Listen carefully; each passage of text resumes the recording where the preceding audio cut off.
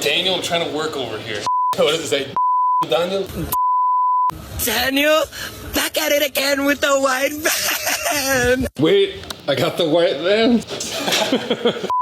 Daniel, I'm trying to work. I'm definitely not just recording stuff all day, but today it's Barefoot's giveaway day. If you don't know who Barefoot is, they make really manly, high quality Barefoot stuff. One of the only companies that actually puts leather in their Barefoot stuff, and they're really cool dudes, and they're donating $5,000 worth of stuff to give away to you guys. So sign up for the 3 ways to give away: the Instagram repost, the regular giveaway form, at the bottom of the form is a second chance giveaway. So enter to win a pair of the Barefoot. I gotta get back to work, Daniel. This is a cool unboxing, because I don't think we've ever done an unboxing of a historical boot, especially one that's not really involved in World War I or World War II. Especially with the Allied forces, you know, it's like, that's what we mostly focus on. It's an interesting boot, but an even more interesting and complex story. So much so, I'm getting my iPad out, because anytime you're talking about war, it's a little bit touchy, you know, in a very realistic way. Like, people died, like, not just people, like millions of people. And I don't think people understand, because I still don't really have a way of comprehending what 1 million people dead even is. There's a saying by Joseph Stalin, I believe. It's like, a single death's a tragedy, 1 million deaths a statistic, something like that. And it's like, it's true, because your brain isn't capable of comprehending what that even is.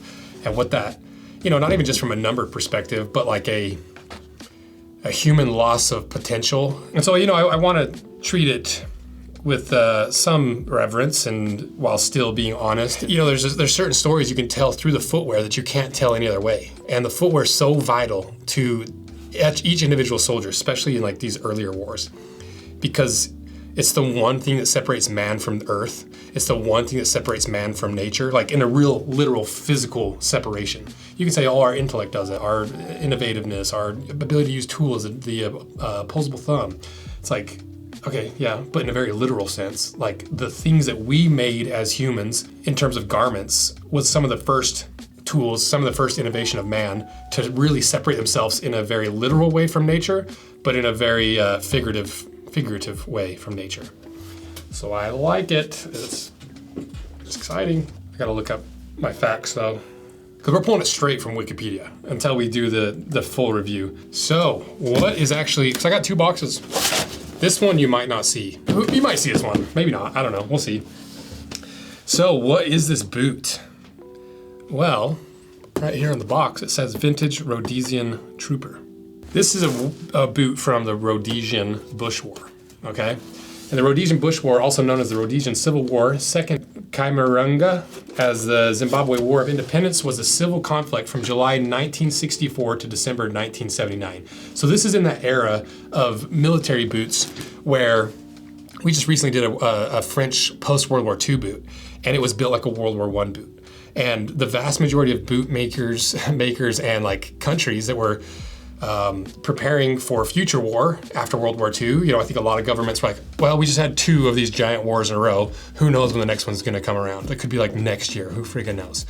And so a lot of countries started innovating based off the feedback they got from those military boots in World War I and World War II, which were essentially dress boots. This is one of the biggest innovations in footwear, especially for that time. It's the Munson last. It's the first last that wasn't a pointy dress boot last, because you can see how narrow, or it's still pretty narrow, but you can see how much more anatomical it is.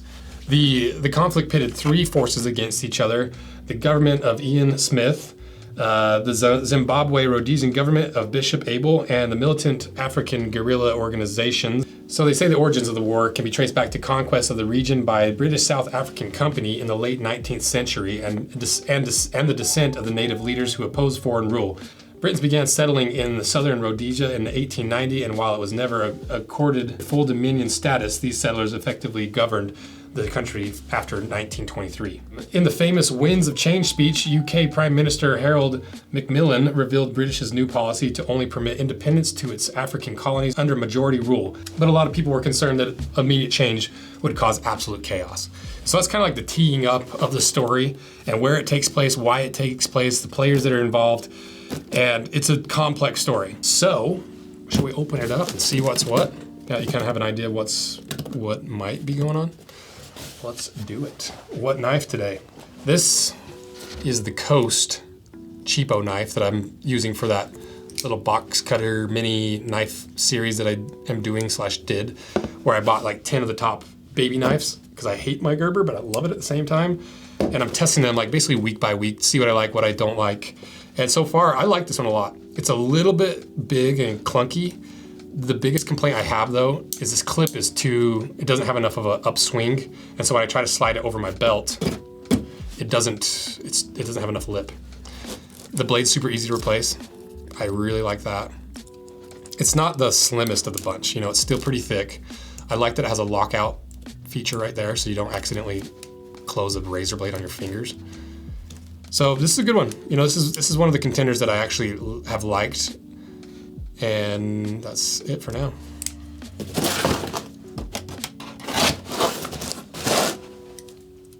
Pretty simple unboxing. Okay. Let's see them.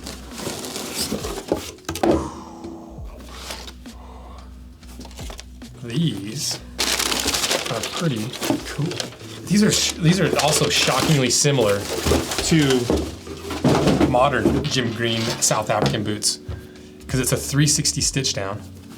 And that's what, like, when we did the Trooper pattern for like the barefoot troopers, the rugged troopers, all those boots, I was talking about, it's like we combined American styling with South African boot manufacturing techniques. Be like, yeah, South Africa doesn't make only stitch down boots. That's not that. It's like, what are you talking about? Like, that's what they do in South Africa, even back in the 60s and 70s.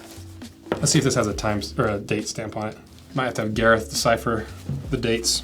Try to see if there's one printed on the insole. GS, size 10. My size too. So, look at these. So let's see, what's going on with this? This looks so similar to a Jim Green boot. It looks really close to their AR8. One interesting thing is there's not a toe cap, but there's a seam across the toe. See that? It's kind of interesting. Oh, I think it's double layered. I think it's just like a lining. There's a lining only in the toe. Wow, I've never seen that before.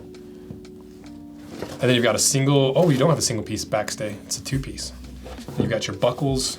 Because these essentially replaced, not leggings, kind of leggings, pooties and, oh my gosh, galoshes. What are they called? You know what I'm talking about. In World War I, World War II, they either wrapped their legs or they had like gaiters, that's what they're called. This essentially is an integrated gaiter. Pretty smart innovation for the time. You know, you don't really see it anymore in the boot world. You don't really know why, actually. It might just be a little unsightly, but you know, you think about like so many people wanting to keep debris out of their boots, especially for work and stuff. So I don't really know why that's not as common anymore. It's bulky. It has a certain look. You know, it's like straps and buckles always has a certain look that not everyone loves. The leather's interesting because it's almost like it's a red leather, similar to the World War II jump boot that had like a heavy top coat. And I think it's grain out rather than flesh out. You can see it's got a gusseted tongue. But what's interesting is the sole construction because it looks like it's got a leather midsole, a rubber. I don't know if that's leather or not. I can't tell. And then a rubber midsole, and then basically the exact same outsole Jim Green puts on there, like chukkas and stuff. Can you imagine fighting a war in that? That's so slick. But look at the anatomical shape though. Plus the green and yellow laces. Did Jim Green manufacture these? Jim Green has been around for a while. I don't know if they've been around that long though. It'd be wild though if they made them, right?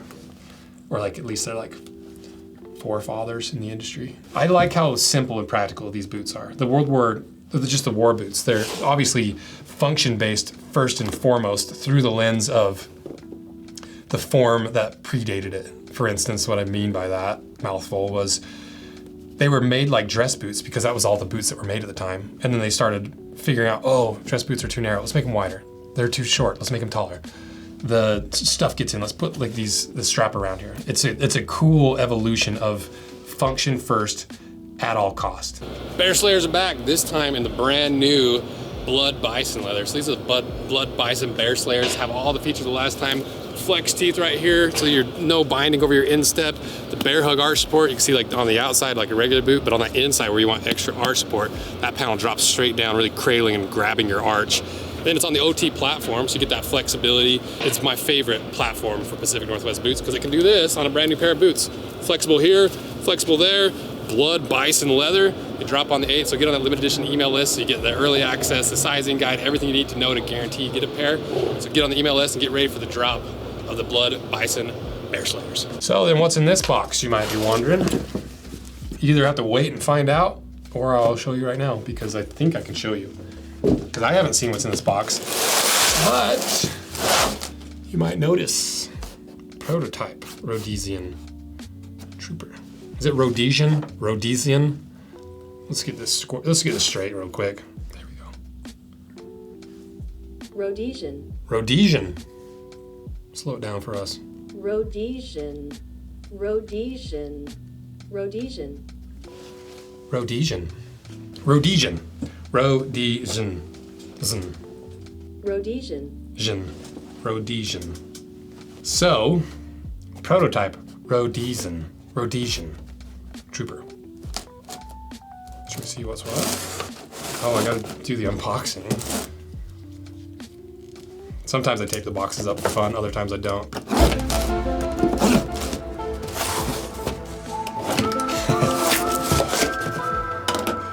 You guys are in on the joke. Oh my gosh! Holy cow.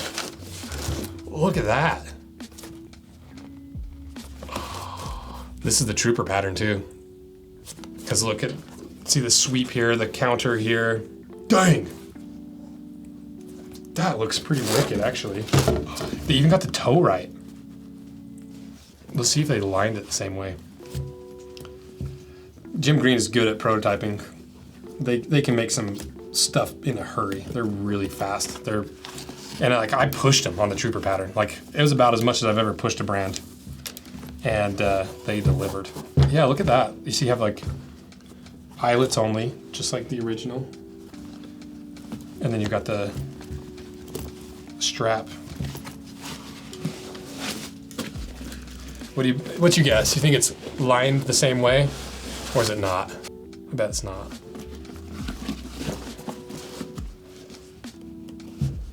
Nope, but it does have a toe stiffener. That does make, it's unlined fully, and it has a toe stiffener. And so that stitch is still functional technically because it's sewing on that little lip of the toe stiffener. It could easily kind of roll off and dislodge. What is this leather? This must be their like Chrome Excel, similar to Chrome Excel leather. This boot looks good. And I really, really like the Jim Green last. I'm not sure which last this is. I think it's whatever last comes on the Trooper. And then you look at the outsole, you've got like exactly what I was talking about. Like Jim Green runs this basic exact same outsole. Rubber midsole, built like a Trooper with the leather midsole. Let's see if it's double lasted. Okay, so it's just single lasted. See my thumb kind of poking through right there? So I can move my thumb along the insole, which is just this leather insole. These are cool. I honestly did not think I would like these that much. Let's try them on. What am I wearing? Just my Rose Anvil Russell moccasins, Naked and Famous collaboration with the blood core leather I designed with Seidel, with the red core denim on the side. Collaborations are fun. You know, it's like my favorite thing to do because I love design, but also, like I've said 1,000 times, like it really does help me be a better reviewer because I'm working with these brands on a level that you don't usually get to do as just a product reviewer. Like I'm intimately involved in the entire manufacturing process of several different types of footwear construction techniques. You know, the Pacific Northwest stitch down, the hand sewn stitch down construction of whites, the Blake stitch construction of the Gorals, the truly innovative like leather strobe board that we did with Koyo. Like no one's ever done that before. So it's fun and it's beneficial, and you guys like watching them. Like we get good views on this channel. We're still trying to figure out how to make it make money, but for now we just chalk it up to a business expense, a little marketing expense. So thank you guys for your support of this channel and checking out these collaborations, because that's what makes it worth it. Ultimately, is we can make these collaborations make it worth to do these videos. Look at this. This looks good.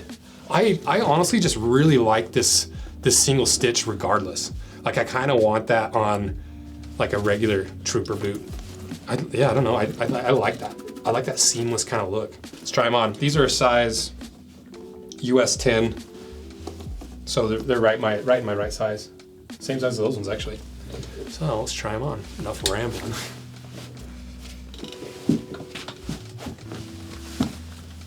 All right. Not quite the same snap as a really tight little Pacific Northwest boot, but still I think it'll fit. I just folded it how they folded it. A little tri-fold, accordion fold, I can't remember what it's called. Yep, that's my right size. Here's my question. If these laces tie together right there, don't you want it so that the buckle holds down your laces? Let's see how the other one looks after I get these buckles on. Dang, I like these. I feel like these are actually useful too, because you can tuck your pants into that collar. Look at that. I honestly didn't think I'd ever like one of these boots with the ankle strap. I like these. It's also a collaboration, which always makes me like things a little bit more. Dang. Yeah, those are kind of sick, actually. I like those. Because you can find I just don't like things that don't have any utility. And so like if this collar, like this strapped collar was just for looks, I'm like, eh. But like the functionality of being able to, let's see how this works. Because you can't tuck it into just the collar like that. You've got to tuck it into the whole boot, which is actually really nice because you can, because the laces don't go all the way up, you can just kind of unbuckle it, tuck your pants in. Also, I have an idea for denim that I don't think anyone's ever done that this kind of reminded me of. Might have to make the straps a skosh bigger for accommodating the practical use of it. Yeah, see? Yeah, see? Look at that. That works. Plus, if you don't like the cuff showing, you can still wear your pants normally and it hides it. But you have the ease and the security of like that being strapped on. That kind of works. There's like real utility to that. Okay, let's see if these go up past. Oh, these don't. I was thinking that this eyelet might have gone up a little bit further so that your laces are tucked into your straps. So my question is, do we do true to the original, or do we improve it slightly by adding another eyelet just above that so you can have your laces cinched down with that strap? Let me know. Okay, that's cool. So, you know, it's far from an official collaboration, because basically what happened was Gareth was like, hey, we should do a video on the Rhodesian bush war boot. I was like, oh yeah, let's do it. Like, I love those historical boots. Like, if you track one down, just send it in. And then he got it, and he's like, dude, these are sick. We should like maybe look at making a batch of these if people are interested. And so, and then he made one, shipped them over, I unboxed them, and now we're here. So if you do want to see these be released, sign up for that limited edition email list below. So it's kind of up to you guys on if you want to see this, because yeah, if no one's gonna buy it, like me and Gareth have no interest in just making a batch of like 10 boots for people. Like, we could, but like it's more fun to do like the big batches that everyone can get, that really like, it's fun to like revive. The whole concept of this is like, it's cool to revive an old school style of boot that nobody's worn in like 50 years and really do it to the exact quality and standard that they were actually built at, so you can like feel the history of the boots. It's a little cheesy and cliche, you know, you can wear a little bit of history, but it is useful because as like footwear nerds and quality nerds, it's cool to be able to feel like, oh, so they fought a war in this. Like, oh my gosh, like how they do this and this, or like, wow, these are way more comfortable or way more uncomfortable, or like this functionality works, or like I can see why they moved away from this into this. It's a fun exercise, and that's why it's gonna be cool to do with Jim Green, because you can get these for a decent price, you know, because Jim Green makes very affordable boots, and this is a very affordable boot to begin with, like this war boot, because stuff we'll go over in the video, but like they didn't have the same budget as like the American military. And so it's a really interesting story. So it's totally up to you guys. If there's enough demand, maybe we'll do it. If not, we'll just do a really sick video of these and document a part of history. And that's it. So thank you guys. Big shout out to Jim Green. It's been cool working with them over the last few years and like helping them be introduced into the US market, helping them with their barefoot line and doing all the stuff that we've done with them has been really fun, but it's also been what's allowed us to grow as fast as we have so that we can really become the #1 resource in the entire world for footwear education, which we kind of already are. I think there's a good argument to make that we are easily the #1 educational platform in the world for footwear education, but wait until we got the rest of this stuff for this year planned, because you're like, oh, it makes sense. I see what you guys are doing. So you just wait. So all your support of these has been really what's made that possible and how we're able to really hold this whole industry accountable and teach the end consumer what they're actually looking for in a product that you can't see what's on the inside unless you literally cut it in half. So thank you guys. See ya.